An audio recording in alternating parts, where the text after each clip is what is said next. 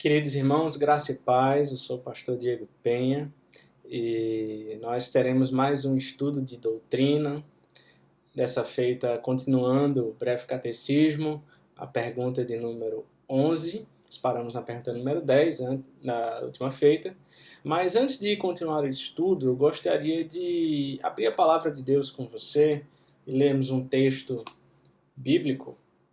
Veja comigo 2 Crônicas, capítulo 7.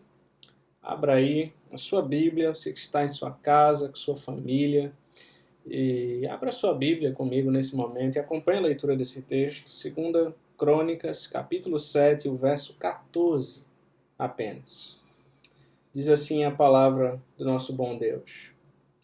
Se o meu povo, que se chama pelo meu nome, se humilhar e orar, e me buscar, e se converter dos seus maus caminhos, então eu ouvirei dos céus, perdoarei os seus pecados e sararei a sua terra.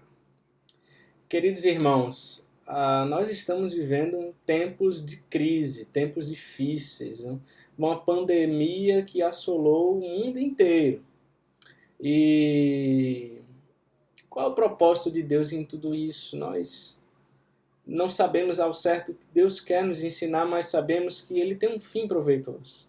Nós sabemos que Ele tem um fim pedagógico. Nós sabemos que Deus é bom e todas as coisas cooperam para o bem daqueles que o amam. Há muitos pastores que indagam quanto a tudo isso que estamos vivendo e indagam, será que isso é uma disciplina de Deus sobre as nações, sobre o mundo? Certamente. Sobre a idolatria, sobre o pecado desenfreado no mundo inteiro. E Deus está freando as nações de alguma maneira, mostrando que Ele é soberano, que as nações que se julgam mais poderosas, na verdade, não têm controle de nada. O homem mais arrogante não tem... ele é tão fraco que um vírus, um inimigo que ele nem consegue ver, o derruba. E Deus certamente está ensinando ao mundo inteiro tudo isso. Mas a palavra de Deus também nos mostra que nós podemos e nós devemos orar. Nós devemos orar pela restauração do seu povo, pela restauração das nações. Nós devemos orar para que Deus nos livre desses males, desse vírus, dessa doença mortal. Nós podemos e devemos orar. É nosso dever como cristãos. Se o meu povo, que se chama pelo meu nome, se humilhar, orar e me buscar e se converter dos seus maus caminhos, então eu virei dos céus. Eu perdoarei os seus pecados e eu sararei a tua terra. Vamos orar a Deus, meus irmãos, por tudo isso que nós estamos vivenciando e para que Deus nos livre, para que Deus traga restauração, para que Deus use a vida dos médicos e dos cientistas para que encontrem uma cura, para que encontrem um tratamento eficaz e que a sua igreja, principalmente, possa voltar a congregar como nós tanto gostamos e tanto nos alegramos em estar na presença dos irmãos. Vamos orar, meus irmãos. Senhor Deus amado, obrigado, Pai. Obrigado pela Tua santíssima palavra. Obrigado por ser um Deus soberano, um Deus que cuida de todo o seu povo, que tem o controle do universo em Suas mãos. E nós confiamos em Ti, ó Deus. E Te pedimos perdão pelos nossos pecados. Te pedimos, ó Deus, que muitas pessoas, através de tudo isso, Pai, que está acontecendo, que muitas pessoas se arrependam, Pai, dos seus maus caminhos, da sua autossuficiência, da sua arrogância, do seu orgulho, de pensar que é o dono de tudo e do seu próprio nariz, e que essas pessoas reconheçam as suas limitações, reconheçam quão pequenas são e que elas se voltem para o Senhor, Deus. Que nações se arrependam, que povos de todas as tribos, de todas as línguas, de todas as nações, ó Deus, se arrependam e se voltem para o Senhor e se convertam dos seus maus caminhos. E que o Senhor possa sarar a nossa terra, sarar o nosso mundo, ó Deus, que está enfermo com essa pandemia. Que, ó Deus, nós possamos voltar a poder andar livremente e abraçar os nossos irmãos e termos a nossa comunhão bendita como tua igreja, Deus. Que possamos voltar a congregar, Senhor, como nós fazíamos, possamos nos reunir em nosso culto solene e ter essa alegria tão boa, Pai, tão maravilhosa de estar junto com os irmãos, reunidos no templo, e juntos te adorarmos e ouvirmos a tua voz, Pai, por meio da tua palavra. Abençoa, ó Deus, a tua igreja, guarda-nos, ó Deus, em tua santa paz. Em nome de Jesus, nós oramos. Amém. Amém. Queridos irmãos, vamos então dar continuidade aos nossos estudos. Nós caminhamos então da última feita na pergunta de número 10, que foi exatamente essa: como Deus criou o homem? Nós meditamos sobre isso. A resposta do catecismo diz o seguinte: Deus criou o homem, macho e fêmea, conforme a sua própria imagem, em conhecimento, retidão e santidade, com domínio sobre as criaturas. Então nós vimos essa resposta do catecismo por partes. Nós primeiro vimos a questão que Deus cria o homem e ele define os gêneros, macho e fêmea, nada além disso, nada menos do que isso. Homem e mulher que eles se casam e então eles constituem uma família e eles podem então ser fecundos e multiplicar-se na terra, a ordem divina, a ordem de Deus para a sua criação. Multipliquem-se, sejam fecundos. Para quê? Para que vocês exerçam o domínio que eu mandei que vocês exercessem sobre as criaturas, sobre a criação, para que vocês cuidem da criação e para que, se multiplicando sobre a terra, vocês espalhem a glória de Deus sobre toda a terra, sobre toda a criação. Vejam que propósito bendito de Deus, meus irmãos, para nós. Nós vimos que a criação do homem é especial. Quando Deus cria o homem, ele diz: façamos. A Trindade está envolvida. Ele nos cria a sua própria imagem, a imagem e semelhança de Deus. E por isso que nós refletimos essa glória dele quando nos espalhamos sobre a terra. E o fato de sermos criados à imagem dele, nós vimos que nós refletimos os seus atributos. Nós vimos a questão dos atributos incomunicáveis de Deus, são inerentes a Ele mesmo, mas nós vimos também a ideia de que Deus comunica alguns atributos a nós, sua bondade, seu amor, Ele nos comunica conhecimento, retidão, justiça, santidade, tudo isso para que nós refletíssemos o seu caráter, sua glória, refletíssemos a sua imagem, a imagem de Deus. Então, meus irmãos, nós meditamos sobre tudo isso no estudo anterior. E hoje nós vamos dar continuidade à pergunta de número 11.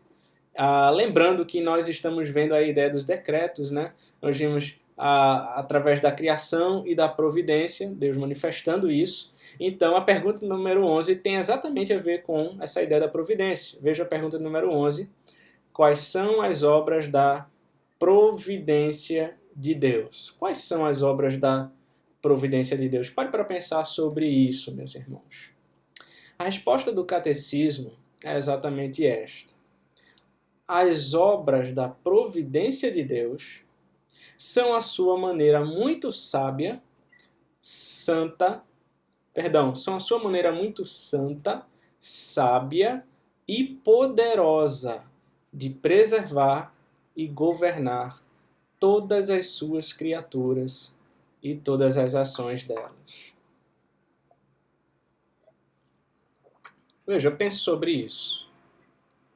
A providência de Deus, as obras da providência, é a maneira santa, sábia e poderosa em que Deus preserva e Deus governa todas as suas criaturas e todas as ações. Você percebe a abrangência da obra da providência de Deus? Envolve todas as ações. A providência de Deus está governando sobre tudo e sobre todos. Não há nada que possa fugir, meus irmãos, dessa providência divina. Deus tem o controle de todas as coisas. Nenhum plano dele pode ser frustrado. É por isso que isso me lembra, né, a linguagem das Escrituras quando diz que o homem faz planos, mas é Deus quem os realiza. O realizar é dele. Ele opera segundo a sua vontade. Nós planejamos, nós pensamos, nós meditamos, nós olhamos para o futuro e fazemos tantos planos, mas o realizar vem dos lábios, vem da boca de Deus. A palavra final é dele, porque ele tem o governo de todas as coisas em suas mãos. Porque a sua providência divina, veja, por meio dela, ele governa tudo. E todas as ações, não somente as criaturas, mas todas as ações delas. Você já parou para pensar nisso? Que Deus está governando a sua vida, a minha vida, a vida da sua família. Deus tem o controle de tudo. A gente olha então para pensar nessa pandemia, né? Em tudo que está acontecendo. Como a gente orou antes, né? Deus tem o controle de tudo. Deus não foi pego de surpresa por essa pandemia. Nós fomos pegos. Nós não esperávamos. Quem sabe você estava fazendo tantos planos. Você estava cheio de projetos, o seu trabalho, quem sabe uma reforma na sua casa, na sua empresa, quem sabe planos de estudos e de tantas coisas, de viagens. E de repente veio essa pandemia, e de repente veio todo esse surto, e de repente veio todo esse isolamento social, e você foi pego de surpresa, você não esperava tudo isso. Mas Deus não. Deus já sabia de todas essas coisas, e Deus está governando. Ele não só sabia, ele está governando sobre tudo isso. Está aqui na palma das mãos dele. Deus é soberano, meus irmãos, não tenha dúvidas disso. Então vamos ver, meus irmãos, veja que a resposta do catecismo, ele governa então sobre todas as coisas, mas não de qualquer maneira. Ele faz isso de maneira muito santa, sábia e poderosa. E significa que você não precisa se atemorizar diante de tudo que acontece. Você não precisa ficar angustiado, porque Deus está governando e Ele sabe exatamente o que está fazendo com o mundo. O seu governo, a sua providência é muito santa, ela é sábia e ela é poderosa. Se ela é santa, então Deus não tem um propósito ruim em tudo isso.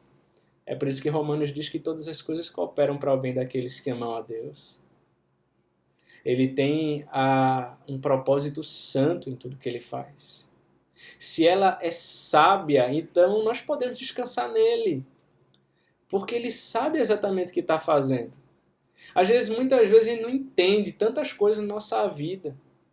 A gente não entende, a gente se questiona, a gente pergunta, Deus, por que eu estou passando por isso? Por que está acontecendo na minha vida? E aí eu me lembro, Deus governa todas as coisas de maneira santa e sábia. Eu não entendo, mas Ele entende.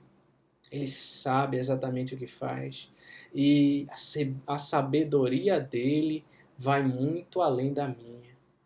Conhecimento de Deus, sabedoria de Deus, a profundidade das riquezas, dizem Romanos. Quão inescrutáveis são os teus pensamentos, veja, o teu pensamento, os teus planos, a tua sabedoria, tudo que tu fazes. O Senhor sabe de todas as coisas.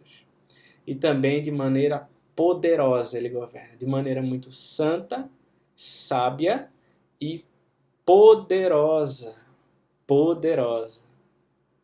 Quem é que pode deter os planos de Deus, meus irmãos? Quem é que pode frustrar a sua providência? Quem pode reter a sua mão? Quem pode encolher a sua mão que está estendida para o seu povo? Deus governa todas as coisas de maneira poderosa. Ele é todo poderoso. Ele é o Deus onipotente. Ele conhece, ele espalhou as estrelas no firmamento, ele conhece cada uma pelo nome, e quando as chama, nenhuma delas vem a faltar. Deus é todo-poderoso. E ele faz tudo isso, veja, a sua maneira santa, sábia e poderosa de preservar e governar. Ele não somente governa, ele não somente dirige as coisas, como cada coisa vai acontecer, mas ele preserva. Ele preserva a sua criação. Então vamos ver alguns textos, meus irmãos, para exemplificar isso. O Salmo 145, veja comigo, verso 17. Salmo 145, abra comigo a sua Bíblia e mantenha aberta que a gente vai ver alguns textos. Salmo 145, verso 17 diz assim: Justo é o Senhor em todos os seus caminhos, benigno em todas as suas obras. Vejam, Deus, nós estamos vendo, a sua providência divina, ele governa, ele dirige, ele sustenta todas as coisas, e você pode descansar nisso que diz o Salmo, que ele é justo em todos os seus caminhos, e ele é benigno em todas as suas obras. Ou seja, Deus, ele tem um fim proveitoso em tudo que ele faz. Deus, ele é um Deus bom, faz parte da sua natureza, faz parte dos seus atributos. Então nós podemos descansar na sua providência, de que ele terá um fim proveitoso para mim e para a sua vida em tudo que ele faz. Ainda que não entendamos hoje muito bem, não compreendamos o que acontece. Então, vamos ver outro texto, Salmo 104. Veja comigo, Salmo 104 é um louvor ao Deus Criador. Se você olhar comigo, esse salmo é muito belo, meus irmãos, mas veja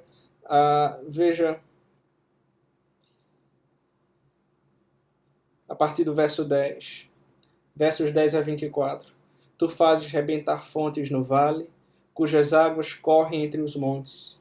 Dão de beber a todos os animais do campo, jumentos selvagens matam a sua sede.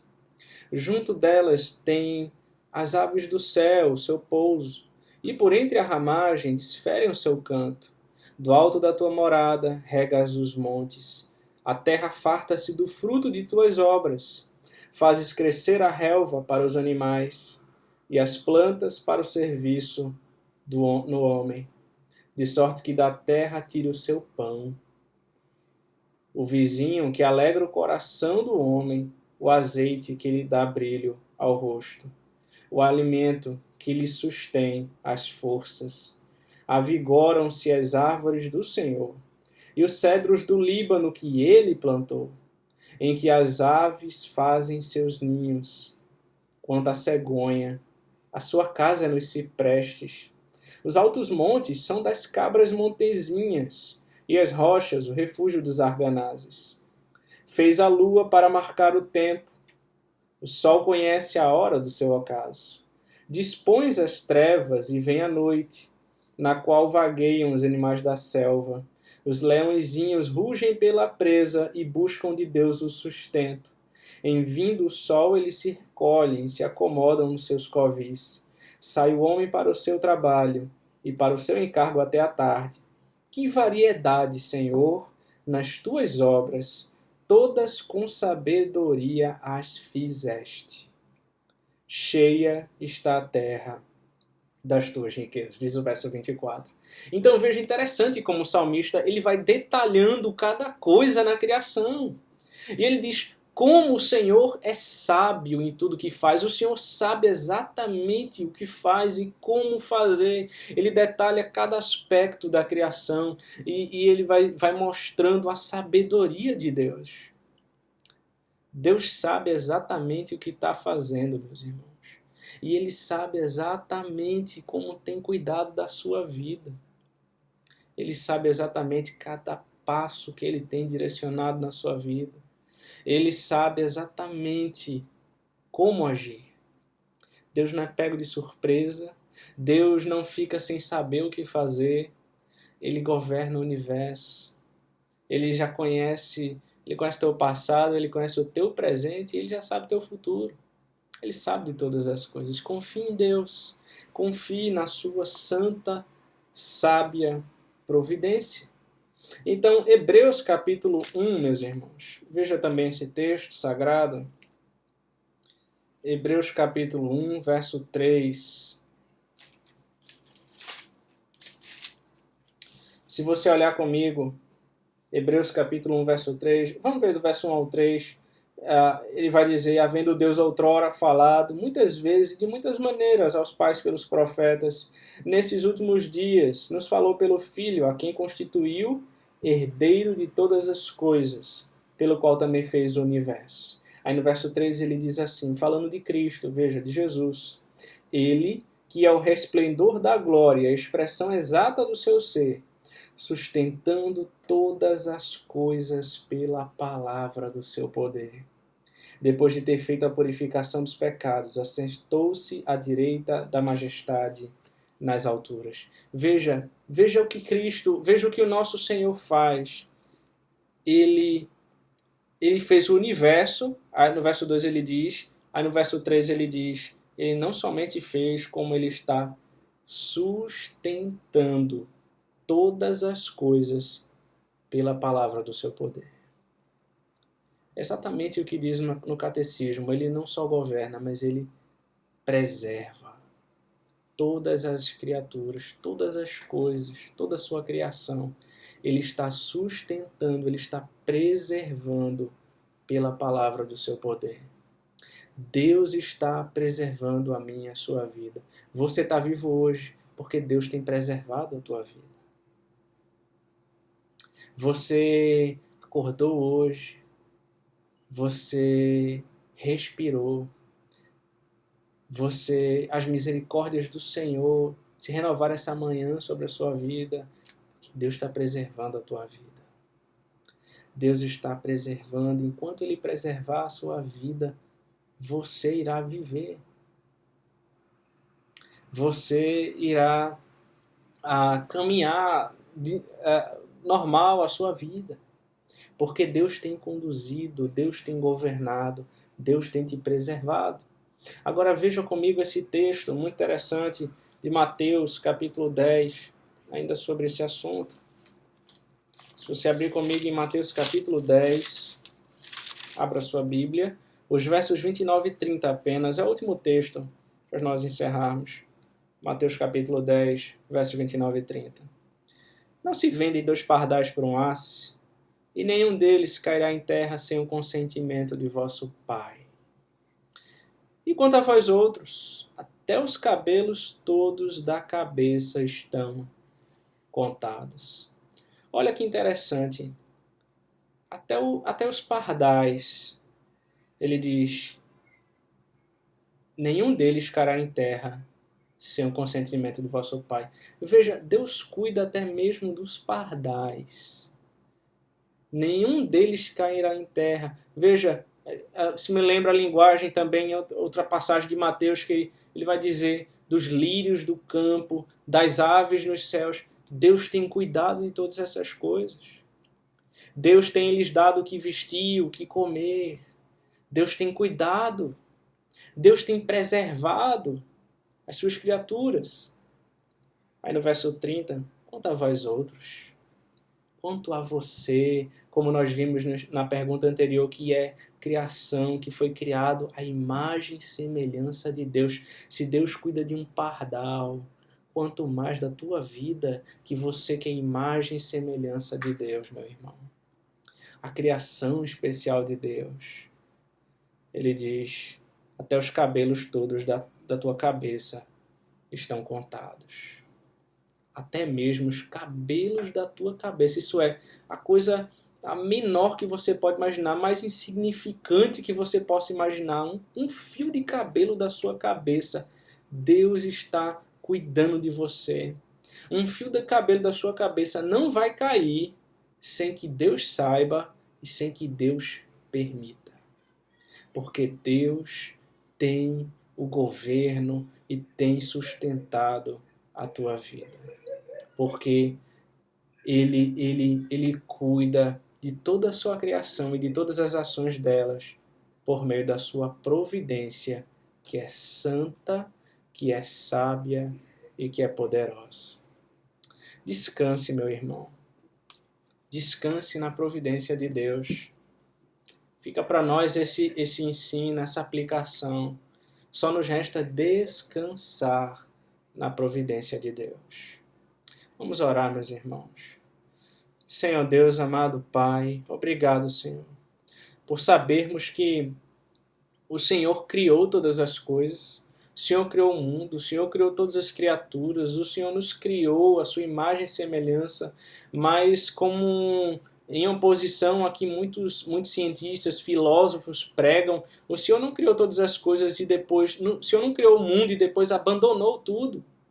Não, o Senhor criou todas as coisas e o Senhor governa, o Senhor sustenta, o Senhor preserva todas as coisas pela palavra do seu poder.